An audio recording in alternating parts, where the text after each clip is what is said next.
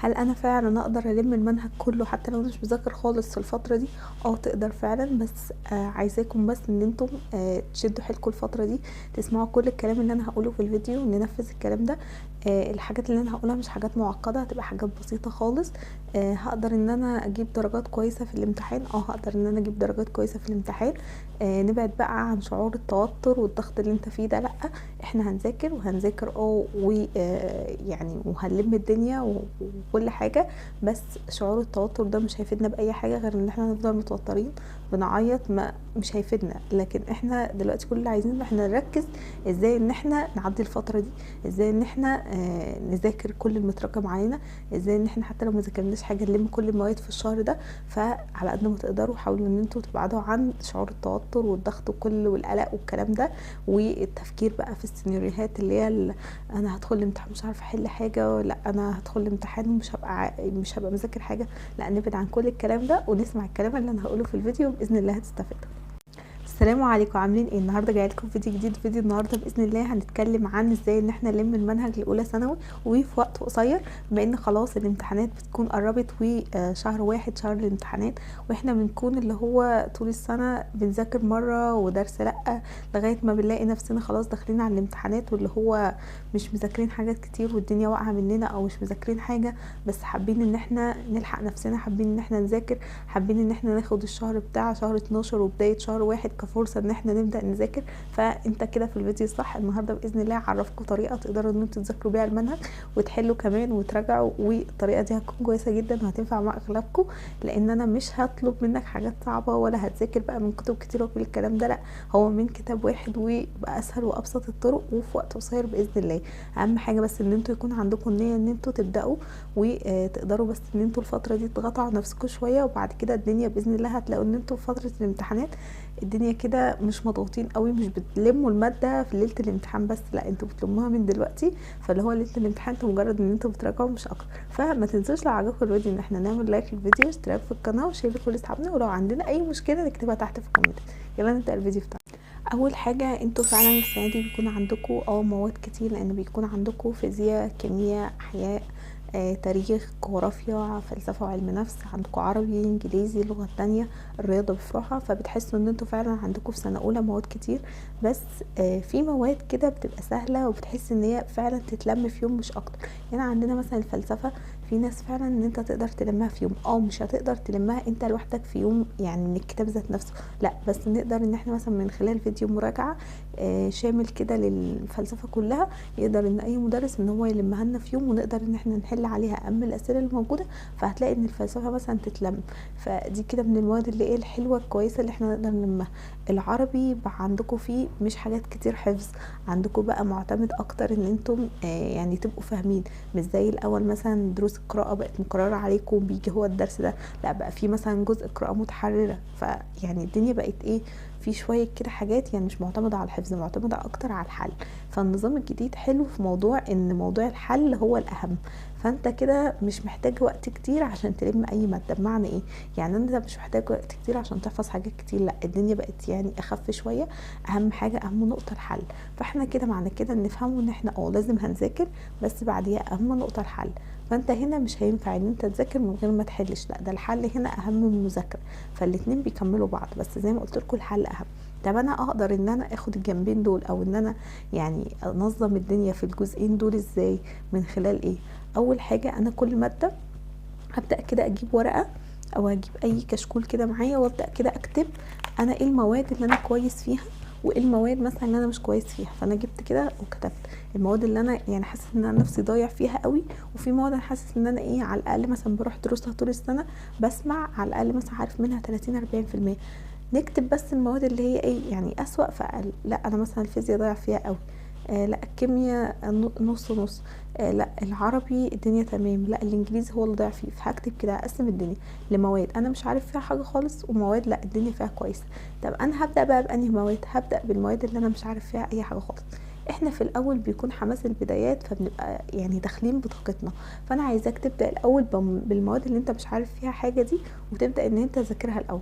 هاخد كل ماده على 3 ايام، كل ماده على 3 ايام. 3 ايام ده الرينج بتاعي. في ناس تقدر تخلص في يومين، وفي ناس تقدر تاخدها في 4، وفي ناس ممكن تاخدها في 5. اقصاكوا 5، مش عايزة اكتر عن كده، لان احنا عندنا الايام مش يعني مفيش متسع اكتر من كده، فكل واحد على حسب. بس انا عايزاكم تظبطوها على 3 ايام.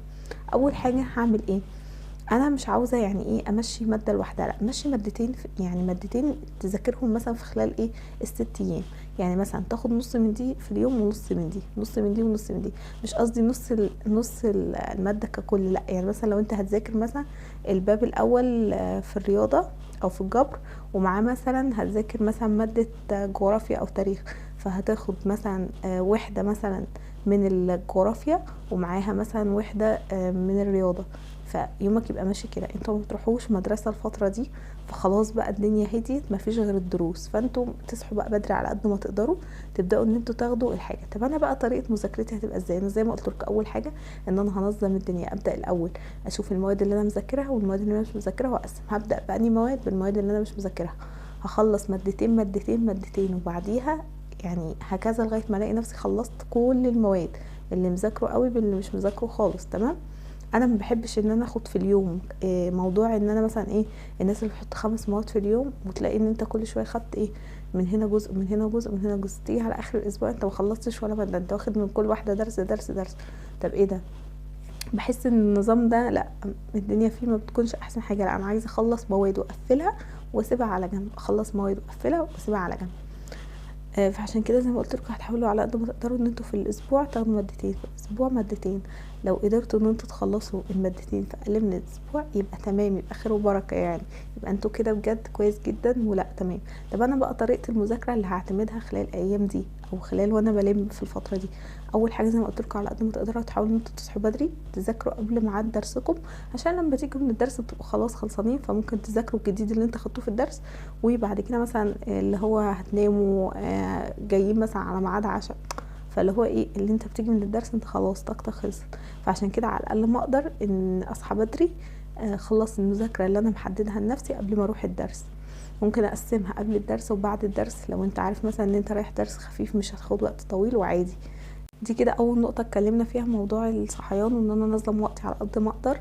في الاسبوع اللي انا هذاكر فيه كل يوم بحدد جزء انا هذاكره، وما بنامش غير لما اخلص الجزء ده. انا الكلمه دي قلتها لكم مليون مره، وقبل كده كذا مره، بس اهو لازم ان انا مثلا كل يوم احدد لنفسي، انا مثلا هكتب كده انا النهارده او اول ما اصحى الصبح كده انا هخلص كذا وكذا في المواد دي، ما نامش اليوم ده غير لما اخلص الحاجات دي. تمام، عشان نبقى متفقين، بس عشان الدنيا ايه، الايام ما تاخد يعني ما تمشيش مننا كده، ونحس ان نيجي على اخر مثلا مواد يكون فاضل لنا مواد كتير وباقي ايام قليله، فاهميني؟ ونلاقي ان الدنيا زنقت مننا. لا، احنا مش عايزين احساس ان احنا نبقى مضغوطين والدنيا مزنوقه اكتر من كده. لا، عايزين نبقى يعني اللي هو الايام براحتنا. هنحاول على قد ما نقدر الاول كده ان احنا يعني ايه نخلص بسرعه المواد اللي عندنا، عشان في الاخر بتكون طاقتنا قلت شويه، فايه عشان لو خدنا مثلا وقت فيها طويل يبقى عندنا لسه وقت في الايام. تمام. نظمنا حوار الوقت، نظمنا ان احنا كل يوم هناخد قد ايه، نظام بقى المذاكره ذات نفسه. انا لما بذاكر من مصدر واحد بس، ما تجيبليش بقى ايه تحطي لي قصادك كده كتاب مش عارفه الامتحان مع ملزمه مستر مين، مع مش عارفه ملزمه كنت طابعها من على النت، مع حضر كل ده. انت بتقعد تضيع وقتك في تحضير الحاجات دي ومش هتذاكر. انا هو مصدر واحد اللي عايزه اذاكر منه كشكول، مش عايزه اكتر من كده. بس لو عايز نصيحتي تذاكر منين، عندك كتاب الامتحان افضل اختيار. كلكم بتتفقوا عليه. الكتاب اصلا معظم كتب المدرسين هي يعني متاخده منه، فانا افضل حاجه في كل المواد انا شايفاها كتاب الامتحان. اسمع على مسمى الحاجات، بجد اسئلته اسئله امتحان، ولا هي صعبه ولا هي سهله، اسئله في المتوسط. فانا ده انسب حاجه ان انت ممكن تذاكر منه. مش معاك هتلاقيه موجود على اليوتيوب. مش معاك ملزمه مستر، ذاكر من ملزمه المستر. فالمهم ان انت بس تذاكر من مصدر واحد. انا مش عايزه بقى موضوع ان انا اقعد احط كتب قصادي والكلام ده. الحل لما تكون خلاص انت خلصت مذاكره وخلصت ولميت الدنيا، وفي الاخر وعايز تحل من كذا مصدر، ده اوكي مفيش اي مشاكل. لكن احنا لسه في الاول، فعشان انا لسه في الاول فما احبش ان انا ايه يعني ابقى مشتت ما بين كذا مصدر، والاقي هنا المعلومه بشكل وانت هتبقى لسه في الاول فمش فاهم ان هي المعلومه بس بشكل مختلف. وغير كده وكده انت بتدخل مثلا معلومه في دماغك لاول مره، فانت لما تقعد تدخلها بكذا شكل وكذا مش هتثبت. لا، فانا لازم الحاجه واحده، عشان كمان لما اجي اراجع منها ليله الامتحان ابدا ان انا افتكر الكلام اللي انا فعلا ذاكرته. كتاب الامتحان فيه خاصية حلوة جدا وفي موضوع حلو جدا، ال10 امتحانات اللي في الاخر بعد كل مادة. يعني ده في الاخر كده بيكون في 10 اختبارات، او مش عارفة عددهم في كل مادة بيكون كام، 10 اختبارات. الاختبارات دي كويسة جدا. انا عايزاك بعد ما تذاكر كل مادة، يعني مثلا انت لو بتذاكر مادة عربي هتفهم النحو كله من على اليوتيوب، هات كده فيديو كل لم من النحو كله مع فيديو مثلا يشوف انتوا مثلا عندكم الادب هو تقريبا برضو اللي حفظ، اجيب فيديو لم من الادب كله مع مثلا البلاغه يفهمني البلاغه وكل الكلام. يعني كل فيديو كده لم كل فرع كده لوحده واتفرج عليه في اليوم مثلا اللي فيه اللي انا هذاكر فيه، وبعد كده اطبق عليه من كتاب الامتحان. انا لميت النهارده النحو كله، امسك ال10 امتحانات دي حل فيها النحو كله، مش عايزه منك اكتر من كده. طبقت على يعني حفظت الادب وشفت الفيديو بتاع الادب كامل، امسك الكتاب وحل الادب كله في ال10 امتحانات. الامتحانات دي بجد رائعة رائعة بجد، حاسة كده ان هي لما الدنيا وفيها كده من كل حاجة، فاللي هو لا جميلة موجودة في، انا شفتها في كتاب الفيزياء وكتاب الكيمياء وباقي المواد اكيد فيها يعني. فالاختبارات دي رائعة لأي مادة انت هتلمها ومناسبة جدا لكتاب الامتحان. طب انا معيش الكتاب، هتلاقيهم موجودين على اليوتيوب ومدرسين بيحلوا سؤال سؤال فيهم. بالمناسبة كمان انا عاملة كورس الفيزياء، لان انتوا عارفين ان انا مدرسة فيزياء، عاملة كورس الفيزياء هنلم فيه الفيزياء في 4 حصص بالظبط. انتوا مش محتاجين بقى ان انتوا تلموها في الجدول، هسيب لكم الرقم هنا، ده الرقم اللي احنا ممكن نقدر نشترك فيه الكورس خلاص فاضل اعداد محدودة، ابتدي يوم الجمعة الجاية، والاشتراك بتاع الكورس بسعر رمزي هناخد فيه اهم الحاجات اللي موجودة عندنا في المنهج. حتى لو انت ما حضرتش فيزياء من اول منهج، لا انت هتستفاد معانا جدا وهتلم الفيزياء، مش هتشيل بقى همها وفكر بقى في باقي المواد وسيب الفيزياء عليا. هناخد فيها اسئلة اللي بتيجي فعلا في الامتحانات، يعني اسئله اللي هي اللي انا اركز على ايه الايام دي، مش اللي هو مجرد هديك حشو وخلاص، لا اللي هو الخلاصه بتاعه الشرح، الخلاصه بتاعه الاسئله، والسؤال لما يجي انت هتحل ازاي اصلا. وهنحل برضو حاجات حلوه كتير. اللي هنلم الفيزياء في 4 حصص بالظبط، هم 4 حصص ما فيش غيرهم. هيكون الكورس على يوم جمعه ويوم تلات، ويوم جمعه ويوم تلات. الكورس هيكون موجود على اليوتيوب للمشتركين فقط، هيكون بسعر رمزي جدا. عايزه اقول لكم ان الكورس كله اقل من 140 جنيه، هتبعتوا على الرقم ده لو عايزين تشتركوا، هيقولكوا على كل التفاصيل وكل حاجه.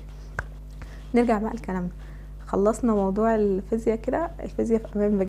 خلصنا عرفنا طريقه المذاكره. احنا بنشوف مثلا فيديو لام من كل فرع لو احنا مثلا مش فاهمين في الدنيا او معرفناش نفهم من الكتاب، لان في مواد زي الرياضه انت مش هتبقى فاكر مثلا الشرح، فلا شوف فيديو كل من مثلا الباب ده كله على بعضه او الفصل ده كله على بعضه وابدا طبق عليه.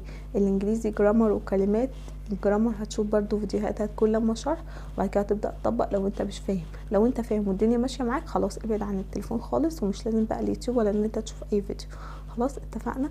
بدأنا ان احنا واحنا بنشوف فيديوهات احاول على قد ما اقدر كده اجيب كده معايا كراسة بلخص فيها الدنيا اللي بتتقال واحدة واحدة. لو المستر بيحل حاجة ابدأ احل وراه كل الكلام ده، عشان ده هيكون كده زي ملخص ليا ومرجع ليا في الاخر وانا بحل مع نفسي، وكمان ليلة الامتحان. فانا خلصت كده، نظمت وقتي، بدأت ان انا احضر كل يوم انا هذاكر ايه، مسكت كل مادتين زي ما قلت خلال اسبوع، وبدات ان انا اخلصهم عن طريق ان انا اتفرج على فيديوهات لما كل فرع مثلا في الماده، مع ان انا احل على الجزء ده.